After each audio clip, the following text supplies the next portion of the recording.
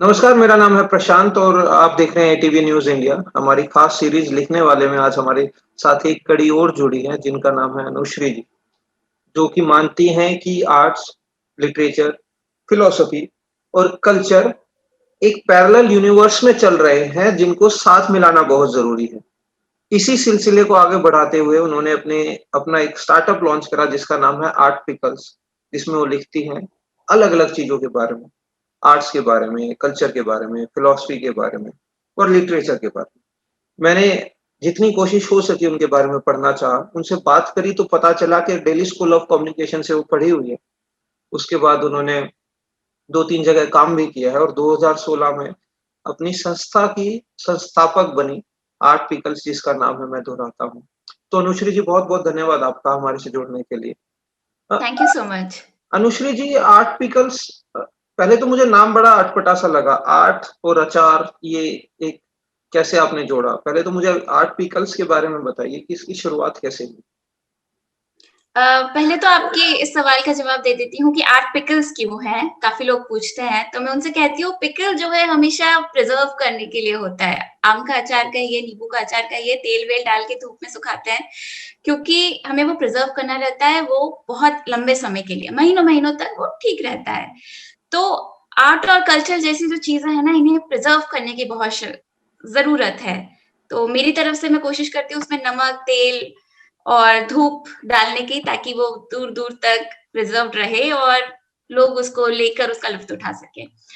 और शुरुआत कैसे हुई है तो मैं और मेरी एक दोस्त है जो काफ़ी बात करते थे किताबों को लेकर। जब किताबों को लेकर बात करते थे तो हमें पता चलता था कि एक ही किताब जो हमने पढ़ी है उसमें अलग-अलग पर्सपेक्टिव है। उसको कुछ और समझ में आया और मुझे कुछ और हम दोनों फिर सोचते थे ये तो मैंने सोचा ही नहीं। तो कोई भी चीज़ जो हम पढ़े या तो कोई फ़िल्म देखें, कोई पेंटिंग देखें या कोई किताब पढ़े, उसमें जब तक बातचीत नहीं करेंगे, तो हम सिर्फ़ एक ही पर्सपेक्टिव को समझ पाएँगे। उस पर्सपेक्टिव को आगे बढ़ाने के लिए मैंने ये प्लेटफ़ॉर्म शुरू किया था, ताकि लोग बात कर सकें और एक-दूसरे को जो हमने मिस कर दिया है ना कि कोई एक चीज़ मिस कर दी है कि ये समझ नहीं पाए हैं या हमारे एक्सपीरियंस ने हमें सिखाया कि ये है। वो शेयर कर सके इस वजह से आर्ट पिकल्स आया जो कि 4 स्तंभ पे खड़ा है, 4 pillars art, culture, literature and philosophy जो मुझे लगता है कि हर तरफ से एक-दूसरे को कॉम्प्लीमेंट करते हैं। अनुश्री जी आप मुन्नी बेगम से लेकर गुलज़ार तक की बातें करते हुए अपनी वेबसाइट में दिखाई दिए। आपने अपने बहुत सारे जो कि महारथी रह चुके हैं अपने समय के, उन लिखने वालों को लिखने की कोशिश करी है दोबारा। तो ऐसा क्यों? क्यों उनको दोबारा आप जीवित करने की कोशिश कर रहे हो? मेरा मानना है कि इंस्पिरेशन से ही इंस्पिरेशन मिलती है। अगर हमें शब्दकोश ही नहीं पता है, तो आगे कुछ भी कैसे लिख सकते हैं? तो हम जो बिल्डअप करेंगे आइडिया, वो भी तो कहीं से आएगा। और इन लोगों ने अपनी ज़िंदगी में इतना पढ़ा है, अपने एक्सपीरियंस के को उन्होंने जब किसी किताब में पूरा भर दिया है और वो किताब पढ़ के जब हम उनकी ज़िंदगी के इतने सारे एक्सपीरियंस को सीख पा रहे हैं, तो क्यों ना उसको बार-बार दोहराया जाए और किसी और के एक्सपीरियंस से हम अपने एक्सपीरियंस को एनरिच कर पाएँ।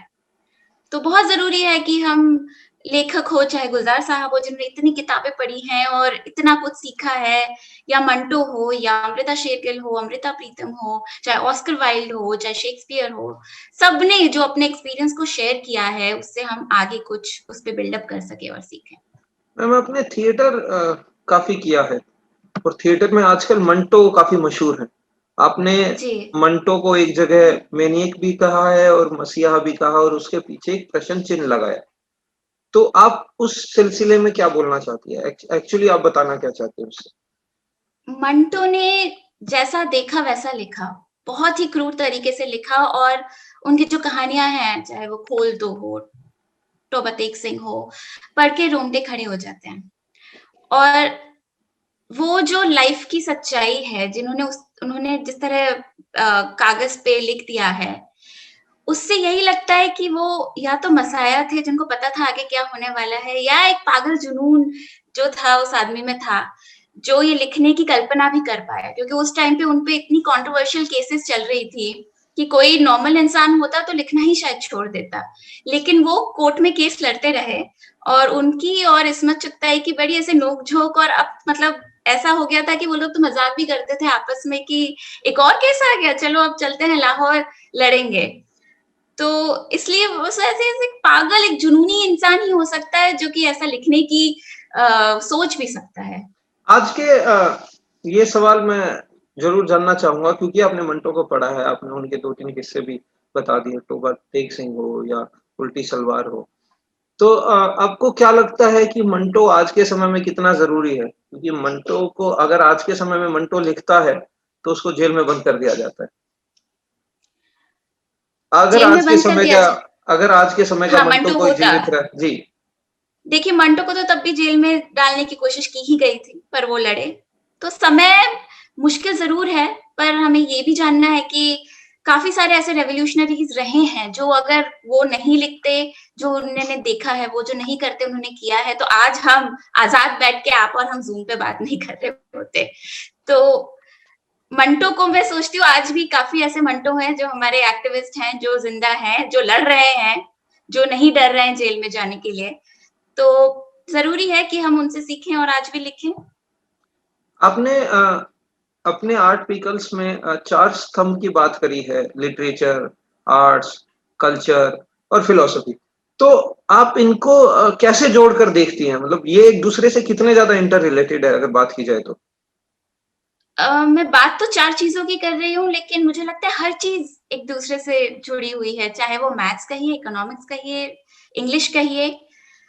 आर्ट एंड कल्चर तो वो है, आर्ट तो देखिए हर चीज़ में है। मैं खाना भी बनाऊँगी तो उसमें कला की ज़रूरत है, गाड़ी ड्राइव करूँगी तो भी एक स्किल सेट चाहिए, कुछ रंगों से बनाऊँगी, चाहे गाना गाऊँगी। कल्चर उस आर्ट के एकजुट होने में है। अ, जो लोग एक-दूसरे के साथ मिल के आर्ट को सेलिब्रेट करके, जैसे साथ में मिल के गाना गाना, कोई एक ट्रेडिशन हो जो पुराना है, वो मिल के करना, सारे जो फेस्टिवल्स है सेलिब्रेट करना, वो कल्चर है। अब उन सबको हमने लिख दिया शब्दों में, वो लिटरेचर है, और ज़िंदगी कैसे जीना है ये सब कुछ करके, वो फिलॉसफी है। तो अब ऐसे और भी सब्जेक्ट्स हम जोड़ ही सकते हैं इससे, तो वैसे तो मैं 4 स्तंभों पे काम कर रही हूँ, लेकिन हर सब्जेक्ट एक-दूसरे से जुड़े हुए हैं। आप सोशल मीडिया पर भी एक्टिव हैं काफ़ी, आपका इंस्टाग्राम पेज है, आपका यूट्यूब चैनल भी है। एक चीज़ आजकल बड़ा ट्रेंड कर रही है, इसको मैं हमेशा ट्रेंड ही बोलता हूँ क्योंकि जी। मैं नहीं चाहता कि ये ज़्यादा समय तक रहे।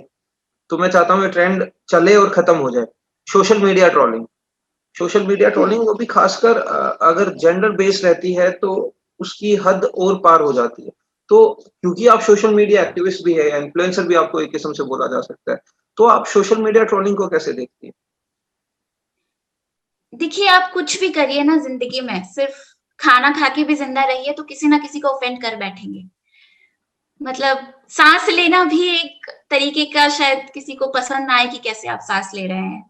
तो सोशल मीडिया पे आप जब खुल के आते हैं, अपनी सोच-विचार डालते हैं, चलिए सोच-विचार भी छोड़िए, जैसे हैं वैसे ही खुद को डालने की कोशिश करते हैं, तब भी किसी कोई ना कोई तो ऑफेंड होगा ही। तो best you can do is, अगर आपके पास इतना समय है कि हर किसी को जवाब दे सके तो दीजिए, वरना ग्रो अ थिक स्किन कि मुझे तो फ़र्क नहीं पड़ता है, मैं जैसी हूँ वैसी हूँ, लोग तो कहेंगे, उनका काम है कहना। ठीक है। मेरा आपसे एक आखिरी सवाल है जो कि मुझे लगता है कि बेहद ज़रूरी है। आप लेखक हैं इसलिए मैं आपसे ये सवाल पूछ सकता हूँ। आजकल ओपन माइक सिस्टम काफ़ी चलन में है। जहाँ पर आप जाते हैं, कविता पढ़ते हैं या अपनी कहानी पढ़ते हैं या सुन जी। लेते हैं। तो आपको क्या लगता है कि ये ओपन माइक मैं सिस्टम ही बोलूँगा इसको या ओपन माइक कल्चर बोल देंगे, माफ़ कीजिएगा सिस्टम बोलना ठीक नहीं है। ये जो ओपन माइक कल्चर है, ये हमारे लिटरेचर के लिए या हमारे भविष्य के लिए कितना अच्छा है, कितना खराब है? जैसे आप स्लैम पोएट्री या ओपन माइक कहेंगे, जी। ये भी as a form of revolution या रिबेल करने के लिए ही अमेरिका में आई थिंक 1970s के अराउंड शुरू हुआ था।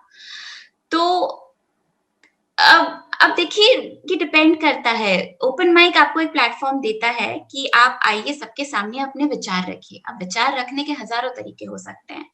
तो ये बहुत अच्छा है कि लोग जाकर ब्लॉग अपना आजकल बना सकते हैं, बहुत ईज़िली बना सकते हैं और लिख सकते हैं। बहुत ईज़िली जाके स्टेज पे खड़े हो सकते हैं और बोल सकते हैं। और मुझे तो लगता है कि जिनमें ये हिम्मत होती है कि अपने अपनी आत्मा से निकाल के शब्दों को किसी और के सामने प्रस्तुत कर सकते हैं, वो खुद कुछ भी लिखना खुद में ही बहुत हिम्मत की बात होती है। तो प्लेटफ़ॉर्म तो बहुत अच्छा है। बस मुझे डर इस बात का है कि ये डाइल्यूट ना कर दे जो चीज़ हम कर रहे हैं उसको। तो बहुत ज़रूरी है कि हम पढ़ते रहें। लोगों ने जो अब तक अपनी ज़िंदगी, जैसे मैं बता रही थी कि एक किताब में जान लगा देता है राइटर अपनी, और अपनी ज़िंदगी में उसने जो पढ़ा है, जो सीखा है, वो उसमें डाल देता है। तो अगर उसके ऊपर हम बिल्डअप करें, अगर जो हम सही इंस्पिरेशन लें और उसके बाद स्लैम पोएट्री करें, उसके बाद जाके वहाँ स्टेज पे खड़े होके हज़ारों लोगों के सामने अपने विचार रखें, तो दैट मेक्स सेंस। और उससे अगर कुछ रिवॉल्यूशन हो रहा है, कुछ चेंज हो रहा है, इतना सा भी किसी को फ़र्क पड़ा है, तो अच्छा है। पर पढ़ते रहना ज़रूरी है और लिखते रहना ज़रूरी है, ताकि हम अच्छा प्रेज़ेंट कर सकें। ठीक है अनुश्री जी, बहुत-बहुत शुक्रिया आपका। आपने बहुत सारे सवालों के जवाब थैंक यू दिए सो मच हमारे। फॉर हैविंग मी। बहुत नए आपने ज़माने बहुत के अच्छे सवालों के प्रश्न जवाब पूछे दिए। बहुत और आपने बहुत अच्छे से फ्रेम किए सवालों को, and thank you for having me here. It's beautiful to be on the other side for a change.